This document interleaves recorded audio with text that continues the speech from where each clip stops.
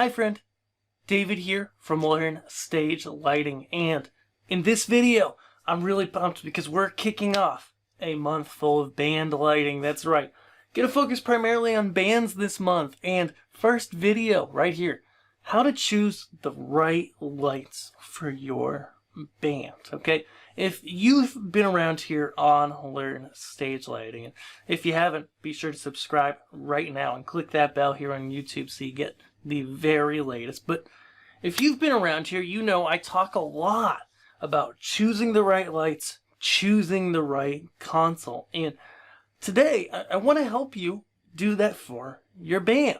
Okay, now this could be this advice is generally geared towards the people who've got a band, you're gigging, you set up and down, but that doesn't mean this doesn't apply to a church, to a performing arts center, to a school, to a theater. It really does. But I'm talking to bands here. So when you have a band and somebody says, we need to buy lights, where do you start?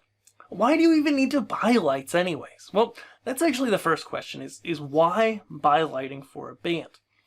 I would tell you, and while this contradicts the advice that some of the manufacturers out there put just because they want to sell you a light, my advice would be, don't buy lights if you're going to put them in sound activated mode. Don't do it, because you're basically taking this time to take those lights, put them in your car, take them to the gig, set them up, only to have it be a distraction from your show. If we're going to buy lights, if we're going to choose the right lights, we need to make sure first off that we're controlling them well. More about that in a couple videos.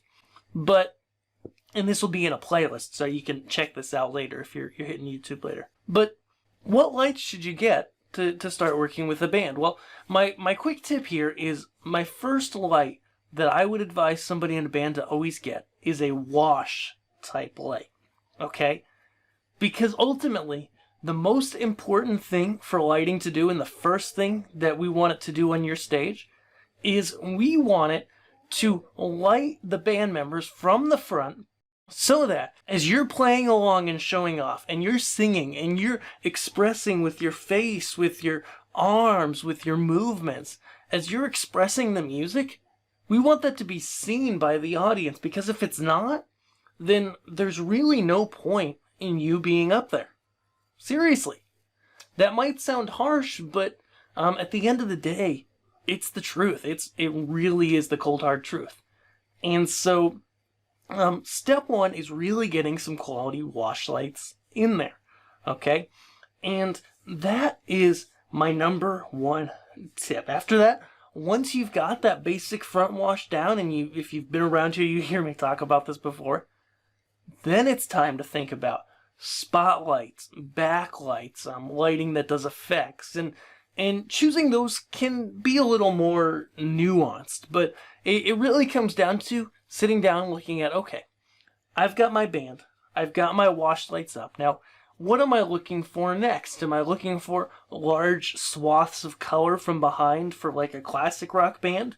Or am I doing more progressive, maybe some sort of dance music or something like that, where I want something that moves around and creates a lot of energy?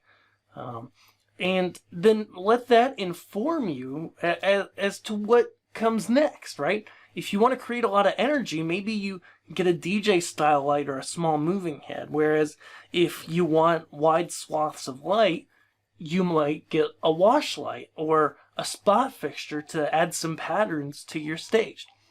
And so while I admit I might have murkied up the waters there a little bit more than I cleared them, I hope this helps you decide on the front end what lights to buy, because I work with people every day inside of Learn Stage Lighting labs, and I always hear so often, hey, this same story. We wanted to buy lights. We saw this on sale, or we decided this was somebody told us, and we bought these lights. Now they're frustrating and we don't know what to do with them. Okay? And I don't want that for you. In fact, I want you to be able to create great lighting and to really create something that's awesome. So be sure to check out, I've got a free guide called 3 steps to creating amazing band lighting. And it takes what I go in this video, it takes it a little bit further and really more sideways, okay? So it goes into the 3 things you need to get started with band lighting and gives you a brief guide on how to set it up. And I want to get that in your hands, so check that out here. Be sure to subscribe here for more info, because next week we're going to be back. We're going to be talking about band lighting in our next video even more. In fact, we're going to talk about, where do I put my lights? Now that I've decided what I need, where do I put them? So if you want more info on any of this, of course, grab that free guide. Check out Learn Stage Lighting Labs, and be sure to keep watching everything we're doing here on YouTube. Thanks.